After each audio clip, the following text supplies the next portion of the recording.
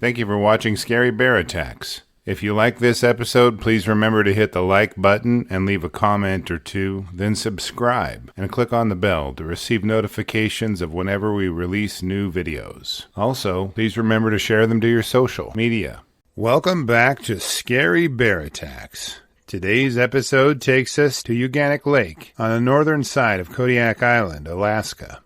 This lake is only 3 miles from our episode regarding the 5 brown bears that attacked Michael Snowden and Jeff Ostrin we covered a little while ago. The giant bears of Kodiak Island can clearly be aggressive toward people and are known for their size and demeanor. Uganik Lake is located at around 76 feet in elevation and is covered in a dense mat of alder and grasses. The land is sloping up toward the middle of the island, but still low in elevation even at the peaks.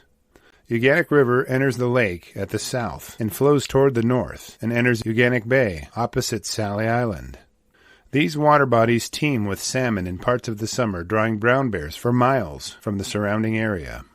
On Kodiak Island, Sitka black-tailed deer are plentiful and wary, making them a great source of game for hunters. According to biologists, the deer are not native to this area, but migrated up as glaciers retreated about 8,100 years ago. They subsist by browsing on plant stems and grasses and easily swim to nearby islands whenever they need to. Deer and bears have been hunted by humans here for eons, and traditionally, indigenous hunters would leave the heads of bears behind as a spiritual tribute to the animals. They would use most other parts of the bears. This relationship has existed in a delicate balance that leads all species to sustain their existence in an interdependent cycle of predators and prey. On Friday, November 3rd of 1988, this cycle was spinning another revolution as 38-year-old Duane Christensen and Bill Burgess stalked blacktails while trying to avoid the brown bears that were doing the same thing for the same reasons. Christensen lived in Fairbanks and was an avid outdoorsman.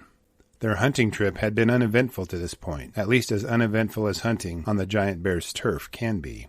Burgess was the first of the hunters to find success and shot a deer that the men had soon found dead in the grass. He quickly cut the animal open and began to pull the entrails from its carcass. The scent of fresh blood and body fluids from the deer wafted onto the breeze. Typically, as one hunter guts the deer, the other stands guard over his partner.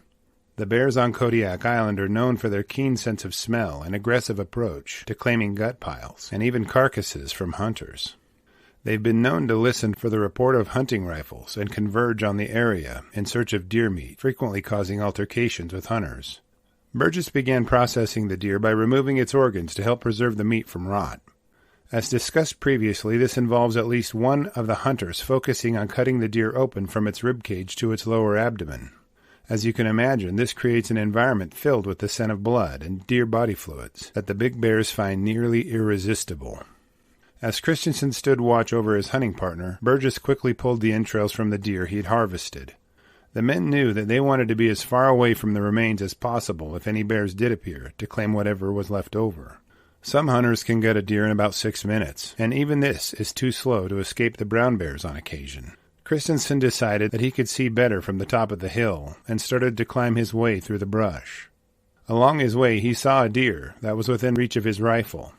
He quickly shot the buck and watched it dash into the brush, leaving a blood trail through the grass for a few hundred yards. As he followed the blood trail, he could see the drops in big splotches along the deer's path.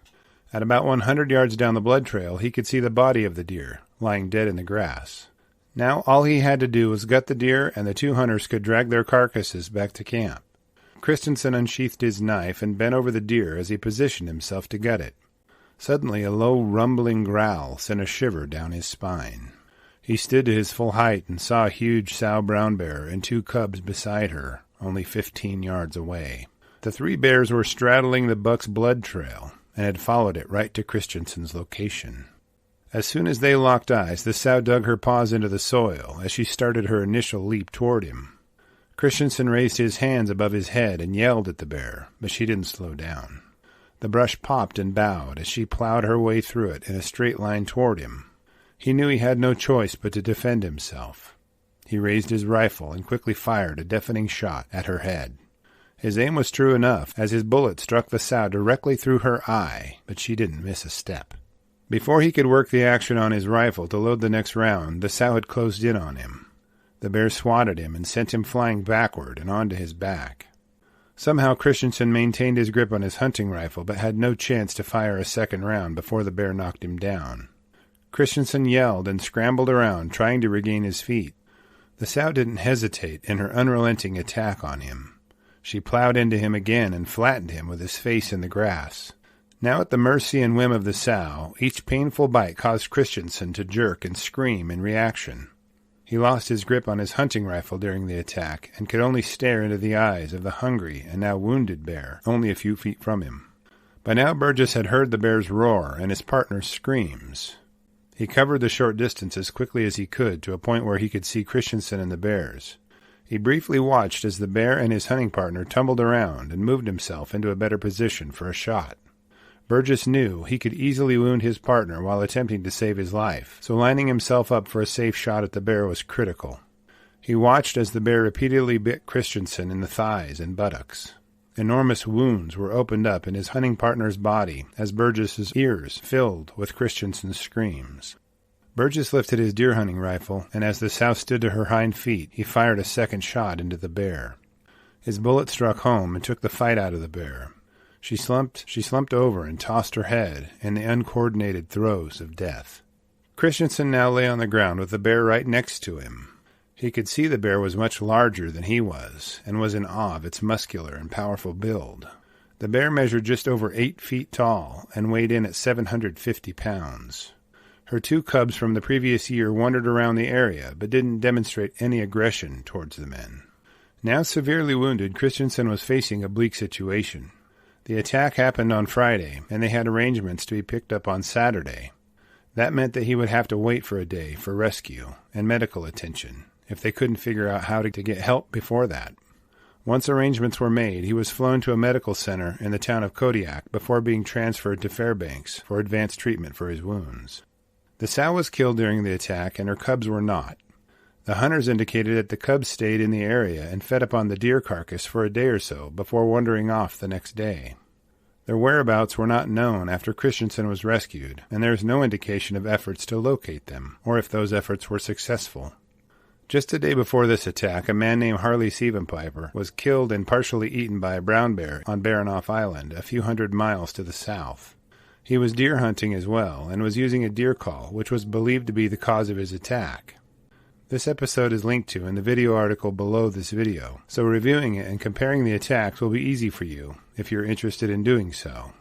The similarities are eerie and show you just how badly Christensen's attack could have ended if it wasn't for Burgess. After reviewing the facts surrounding this episode, I have a few questions for you. What similarities do you see between the fatal bear attack on Sievenpiper and Christensen's mauling? Can deer hunters do anything to avoid being attacked by hungry brown bears?